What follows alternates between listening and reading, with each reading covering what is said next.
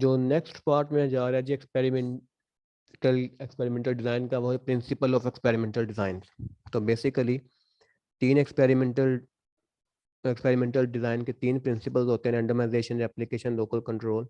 वो जो local control होता है, इसको आप डिटेक्शन ऑफ एरर्स भी कहते हो। ये अक्सर इंटरव्यू में या कहीं और जाके पूछा जाता है कि what are the 3 R's of experimental design. तो 3 R's, जो आर का वर्ड है वो इन प्रिंसिपल से मुराद है कि लोकल कंट्रोल का जो दूसरा नाम है वो है डिटेक्शन ऑफ एरर्स, लिहाजा डिटेक्शन का वो आर, रैंडमाइजेशन का आर और एप्लीकेशन का आर, ये तीनों आर मिलकर 3 R's बनते हैं। लिहाजा अगर कोई पूछे कि 3 R's ऑफ एक्सपेरिमेंटल डिज़ाइन, तो आपने ये तीन जो बेसिक प्रिंसिपल होते हैं वो बताने होते हैं।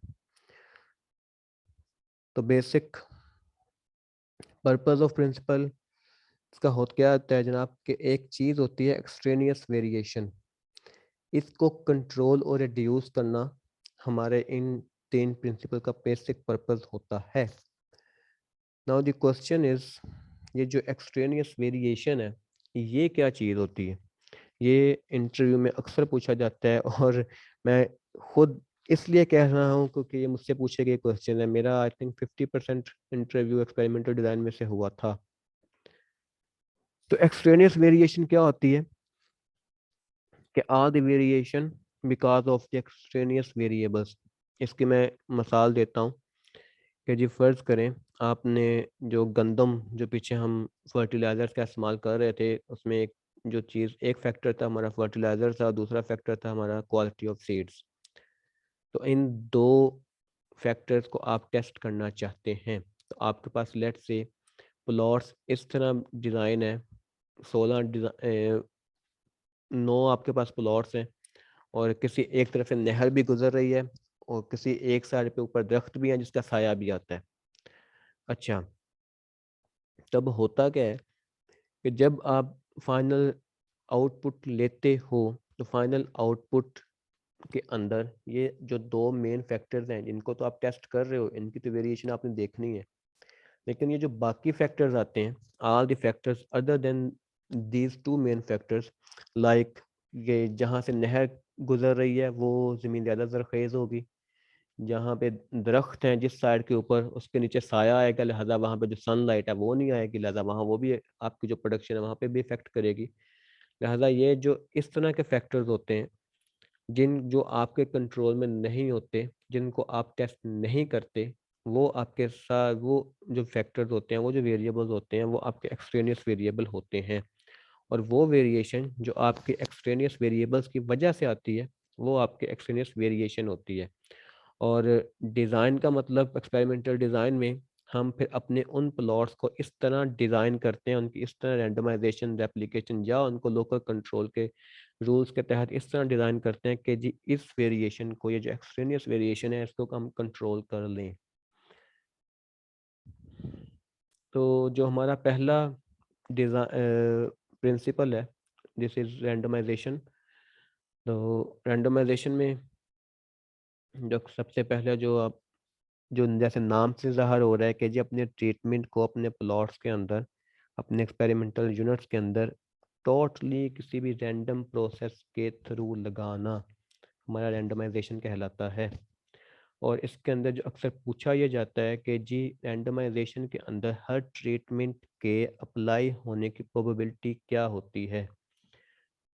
तो इसका आंसर ये रेड कलर में मार्क है कि जी हर ट्रीटमेंट के अप्लाई होने की जो प्रोबेबिलिटी होती है वो सेम होती है, कोई भी इसके अंदर बायसनेस नहीं आनी चाहिए।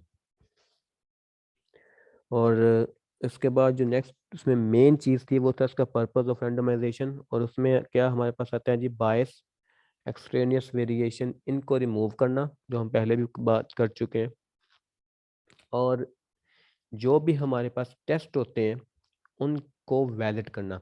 लाइफ एग्जांपल जो एफ टेस्ट या टी टेस्ट हम यहाँ पे एक्सपेरिमेंटल डिज़ाइन के अंदर इस्तेमाल करते हैं अनोवा के फॉर्म में, तो एफ टेस्ट की ये जो कि प्रोबेबिलिटी सैम्पलिंग डिस्ट्रीब्यूशन ये टेस्ट होते हैं।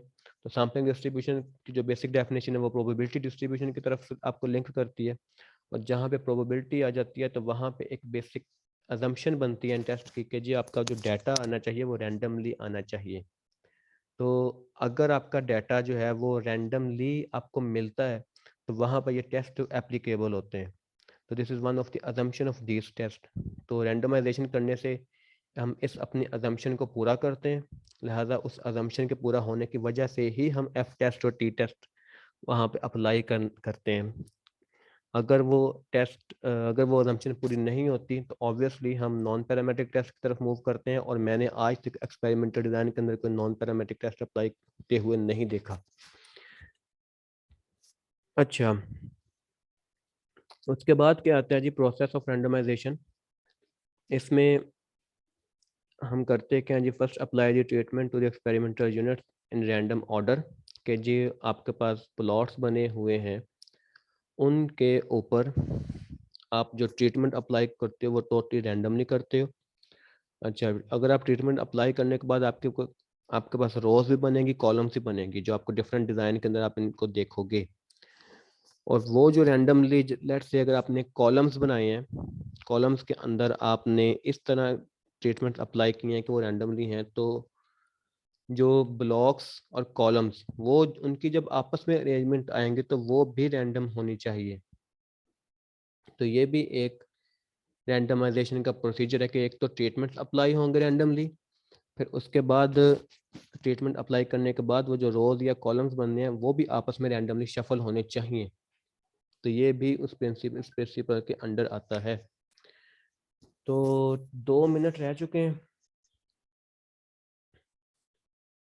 तो इसी लिंक पे आप सब दोबारा ज्वाइन कर लें।